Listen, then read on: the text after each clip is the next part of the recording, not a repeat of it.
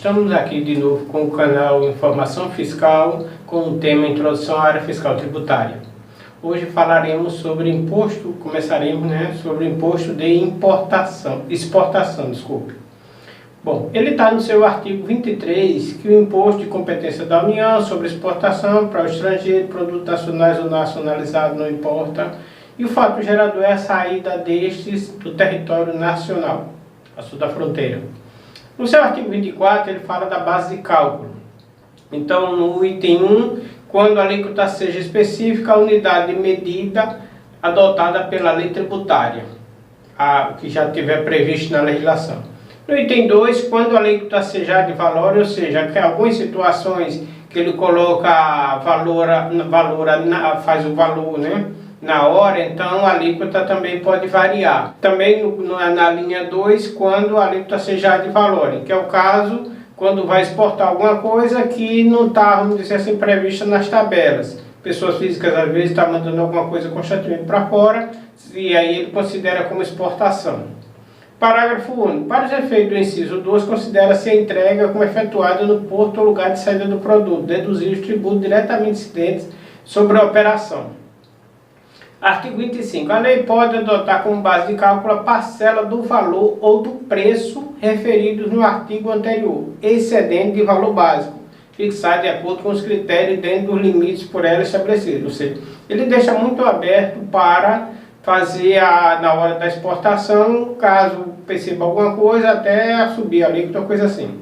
O Poder Executivo pode, nas condições e no limite estabelecido em lei, alterar as alíquotas das bases de cálculo do imposto, a fim de ajustá-la aos objetivos da política cambial e do comércio exterior. Ou seja, como a gente já informou, tem alguns tributos, principalmente aí o imposto sobre exportação e da importação, que são variáveis, tanto a base de cálculo como a alíquota, e aí a gente deixou na lei livre lá, no Código Tributário Nacional, livre para fazer qualquer movimentação em benefício de um controle aí do cambial e da economia nacional. No artigo 27 diz que o contribuinte do exposto é o exportador, ele aqui se equiparar. Equiparar é aquela questão, Eu não sou um empresário que vende, exporta normalmente, mas criou uma situação de que eu comecei a exportar, ou uma pessoa física que começa a mandar produtos lá para fora e comercializar constantemente, ele vai se equiparar à exportação. A receita líquida do imposto destina-se à formação de reservas monetárias, na forma da lei, isso aí a gente espera que aconteça. Vamos lá. Então, exportação não tem muito o que falar. Benefícios fiscais. Benefícios fiscais a gente tem o REID, tem a suspensão. O que são esses benefícios fiscais? O REID é o regime especial de incentivo para o desenvolvimento de infraestrutura, habilitado por portaria e crédito somente das empresas do lucro real, PIS/COFINS não cumulativo. O REID é uma suspensão do recolhimento do PIS/COFINS. Não é que ele vai ser recolhido depois, é que ele naquela fase, ele não é recolhido. Então o que acontece? Ele vai ser recolhido depois, mas pelo outro montante. Mas o fato é o seguinte, é que naquela fase, por exemplo, um caso bem clássico são as eólicas. No caso das eólicas, a maioria elas têm o benefício do REID quando é satisfeito alguns critérios. Então, satisfeitos os critérios, então se dá o benefício da suspensão. O que acontece?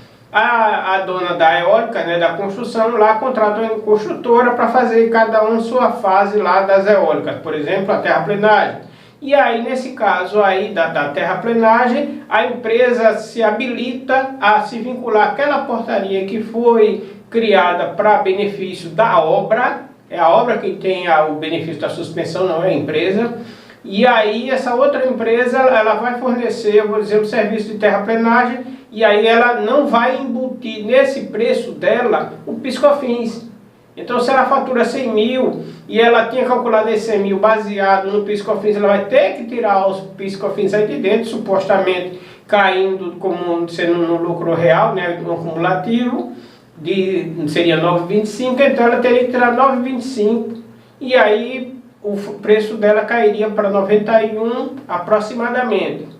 Naturalmente, como esse benefício é em cadeia, ela terá esse benefício também dos seus fornecedores. Aí cabe à administração, como a gente sempre fala, Tributo pode até ser uma coisa ruim quando a gente paga, Mas pior ainda é a gente não administrar o negócio, não conhecer todos os fatores que envolvem aquele negócio. Então, se uma empresa é fornecedora de uma obra que tem suspensão de PIS/COFINS, como o REIDE, e aí ela não contrata empresas, quarteiriza serviços, materiais, cimento, por exemplo, e não compra esses materiais a empresas que têm o lucro real, que é a regra básica, ela não vai se beneficiar. Então, de repente, ela está comprando um produto, está pagando os R$100, e na hora de faturar, ela fatura sem o PIS/COFINS, ou seja, está perdendo muito dinheiro. 9,25 é muito dinheiro para se perder em uma cadeia de custos. Então ela contrata presumido, contrata microempresa do Simples, e aí ela não pode pedir a elas que alterem o lá desconto o PIS/COFINS. Só a empresa do lucro real podem fazer isso. Então ela tem que comprar de repente, fazer uma boa licitação, uma boa seleção e contratar. Mesmo às vezes termina que ela comprando um pouco mais longe da obra, ela ganha o benefício dos 9,25 do PIS/COFINS, e aí fica de repente menor ainda do que ela comprar localmente, aparentemente mais barato. Então é bom ter bem atenção em relação a isso, porque o REIDE prejudica muitas empresas e não conhece o funcionamento dele. É aquela velha questão, né? Contador é feito para fazer balanço. Não, contador não é feito para fazer balanço. Consultor hoje em dia é quase um apoio do gerente financeiro, é o apoio da direção. Como, aliás, já é há muito tempo considerado pelo mercado, que infelizmente às vezes não chega às empresas menores, às empresas fechadas. O mercado já reconhece isso. Contador nos Estados Unidos é a segunda profissão. Aqui no Brasil ainda não, por quê? Porque o mercado de valores, né, gerenciado pela CVM, não é grande o suficiente, porque a maioria das empresas são fechadas. E aí, por si só, elas terminam também não enxergando algumas coisas que são números e que prejudicam ela. Então ela contrata uma obra, ela vai participar de uma obra com REIDE e nem mergulhou para saber a efeito disso, porque o contador é aquele cara que faz o cálculo de imposto. Não é o cara que apoia a decisão, que participa da contratação da obra para dizer, olha, tu vai entrar nessa obra, mas gasta um tempinho antes dela começar procurando contratações melhores que empresas de lucro real, e com isso não perca os 9,25, que é a suspensão. Não é repassado, então ela perde, ou seja, uma obra que poderia dar lucro vai dar prejuízo, com certeza. Mesmo porque a folha de pagamento não é considerado um insumo para se calcular 9,25, já que não tem PIS/COFINS sobre folha de pagamento. Então ela tem que trabalhar com uma folha de pagamento menor possível e também contratar só a empresa do lucro real, infelizmente. A lei é essa e não dá para fugir dela. Temos também a suspensão do ICMS e IPI. Os casos aqui mais clássicos, né, tem envio para exposição em feiras, né, considerando que não vai vender. Claro que se um produto durante uma feira for vendido, ele sai dessa regra e deve ser considerado uma venda normal, e aí ele não vai voltar, né, naturalmente. Ele foi para a exposição e não volta, então de lá, a partir da venda, o tributo acontece normalmente. Os produtos remetidos para industrialização, o comércio de um estabelecimento para outro, do industrial. Isso aí é lógico, né? Saindo de uma filial para outra para acrescentar alguma coisa, e aí não há tributação porque não saiu de dentro do CNPJ raiz. É muito interessante isso aí para que as pessoas saibam que é simplesmente uma nota de transferência, não é venda. Bom, outro benefício fiscal, a gente tem a isenção, a gente já falou um pouco sobre isso, né? Que tem a questão da isenção e da imunidade, são coisas diferentes. A isenção está na Constituição Federal, é no artigo 151, informando que é vedado à União instituir isenções de tributos. Isso aí está falando, na verdade, o óbvio, que uma entidade, né, um ente da federação em seu nível federal, estadual ou municipal não pode interferir no tributo do outro. Então, se ele não pode alterar, ele também não pode dar isenção, só dentro da sua alçada. Aí, no caso, é interessante entender isso aí, que a Lei Complementar 101, que é aquela história da improbidade administrativa e tudo mais, ela especifica critérios para que seja dada a isenção. No caso da renúncia da receita, ele fala que a concessão, ampliação de incentivos ou benefícios de natureza tributária, da qual decorra a renúncia desse deverá estar acompanhada de estimativa do impacto orçamentário, ou seja, no ente público, ele, uma hora que ele for dar isenção, ele tem que deixar bem claro na documentação do orçamento o efeito daquela isenção. Se, por exemplo, eu arrecado 100 mil de tributos com determinada situação e eu vou dar uma isenção de 50% para alguma situação e só vale para um exercício, né? Todo ano tem que ser renovado, então aquela isenção, ela no caso, vai dar, vamos dizer, uma redução de 50% de 50 mil reais. Então ele tem que explicar o que é aquele 50 mil, o efeito dele, porque se eu teria que dizer, eu vou deixar de receber 50 mil, então também eu vou deixar de gastar 50 mil. Tem que empatar. A gente às vezes pensa, não, eu não tenho que entender, o serviço público tem que entender. Felizmente não dá para fugir disso não. A gente como pessoas, como empresários, temos que entender como é que funciona o setor público, porque é efeito direto. E aí a gente pode traçar a estratégia baseado nisso. Veja que, quando ele fala em isenção, diz que deverá estar acompanhado de medida de compensação no período mencionado por meio de aumento de receita proveniente de elevação de alíquota, ampliação da base de cálculo, majoração ou criação de tributo ou contribuição. Veja que não é simplesmente você ganhou uma isenção de 50 mil no ICMS, lá de uma determinada situação, aí ele vai e aumenta o IPI. Não há como fugir disso, o dinheiro é o mesmo, as despesas são as mesmas. Então, ou se ele não reduziu a despesa pública, e às vezes eu me engano achar que simplesmente ele reduzindo o pessoal, pode estar reduzindo o pessoal, ao invés de qualificar o pessoal, exigir eficiência do funcionalismo público, ele pode estar cortando o pessoal público e aí ter o atendimento que o pessoal está tendo no INSS. Atendimento péssimo, um monte de guichês e pouca gente para atender. Então, temos que pensar nisso, temos que se lembrar que quando a gente anda na calçada da vizinha, então temos que lembrar que a gente está ligado, somos uma sociedade.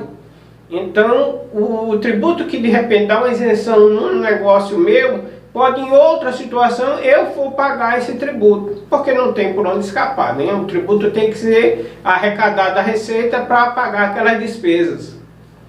A isenção é o conceito, né, uma suspensão por tempo determinado que gera renúncia fiscal pelo Estado numa situação normalmente tributária, ou seja, o tributo, a regra de tributação daquela situação permanece, não muda. O que muda é por um tempo determinado deixa de existir a obrigação de pagar. O tributo exige, mas a obrigação de pagar não.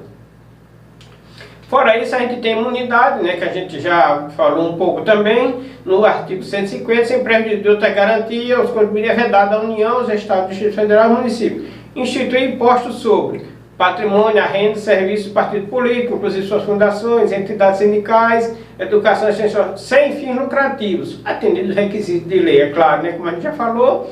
Não basta entender que boto lá, a minha empresa é uma empresa de benefício social para a sociedade e ela não tem fins lucrativos, é uma fundação, uma coisa assim, não basta isso.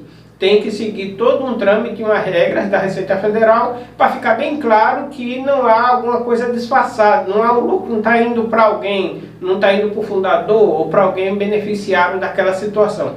O mesmo ocorre, né, para qualquer ente público. Nenhum ente público pode tributar o ente público, exceto quando a finalidade dele não for pública. Por exemplo, existe uma empresa pública, né, totalmente pública, em que ela presta um serviço comum, sujeito ao ISS, ou ela venda alguma mercadoria ou faça intermediação, sujeito ao ICMS. Então, aí sai do serviço público para um serviço dominado pela lei privada e aí ele é obrigado. No entanto, na função de público não há tributação.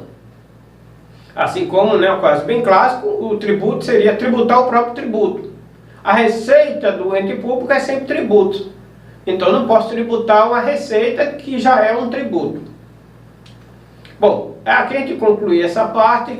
Novamente, né, lembrando que quem tiver alguma dúvida, quiser sugerir algum tema, a oportunidade está nos comentários. Coloca um comentário lá que chega no e-mail da gente e a gente analisa e responde o mais rápido possível.